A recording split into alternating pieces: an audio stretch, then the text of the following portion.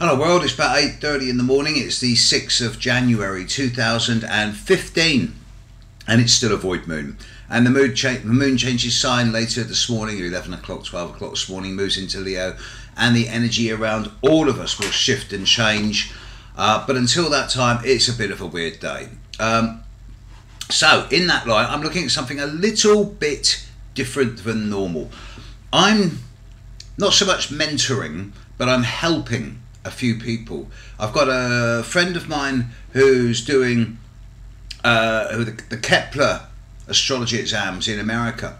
I've got a very good friend of mine who's given me some great help on my website, who's doing the master's degree at Lampeter University, the master's in cultural astronomy and astrology.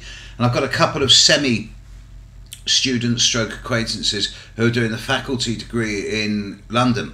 So I'm sort of on hand for people to ask not so much opinions or ideas, but experience questions. And something came up over the last few days. It's about the different types of astrologers that there are in the world.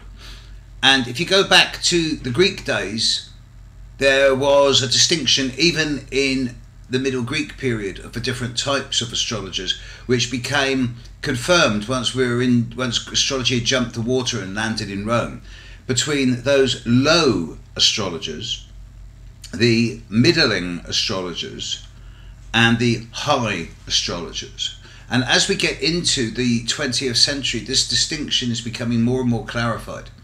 The low astrologers are those essentially who understand, perhaps if they're lucky, the basics of astrology, but who basically write, and for that matter read, sun sign columns. Now, I'm preaching to the converted here because 95% of my audience is astrologically aware to at least a minor degree, and I consider most of you erudite and sophisticated, otherwise you wouldn't be watching me. Flattery will get me everywhere. But low astrology are the people who read their sun signs every day and believe them. How idiotic is that? And the people who write them, which is no disrespect to any of my contemporaries in the public press, but sun sign astrology, as I know and you know, is drivel. Don't waste your time with it. There are the middling astrologers, those who practice astrology, such as myself, and especially those who practice it in a way that is regular, consistent over a period of time, and they become literally practitioners of astrology. I am a master. I've got my master's degree, plus I've been doing it 35 years. So when it comes to the art and practice of astrology, then yes, I am a middling astrologer, and I consider myself as such. And then there's the high astrology. Here you find the astrologers who no longer practice, who have developed their art into instructional manuals, books, and or have become academics. And there are a number of astrologers of recent years who are now academics, who are now setting the terminology and the boundaries for the development of astrology within the academy, once again, for the first time since 1600, when, I forget his name, was it Cecco d'Ascoli? No, it wasn't him, it was someone else, burnt upside down on a crucifix in 1600 at the University of Bologna for propounding astrology, and his astrology books were used as the fuel to burn him. He was the last professor of astrology.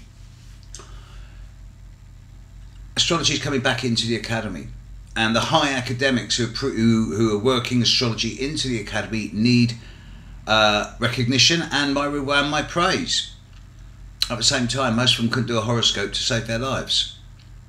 I've had an opportunity to become a high astrologer, an academic, and it's like, that's not me. I like working with individuals. I'll always be here doing horoscopes. I'm never going to go into academia and become an academic. I may do my PhD one day, but I'm not going to be a low astrologer. I'm not going to write sun sign drivel. Neither am I going to go to the vaulted towers of academia and start preaching it. Instead, I'll carry on practicing it and spouting it like this. So, void moon, drivel falling out of my mouth. Catch you later. Bye.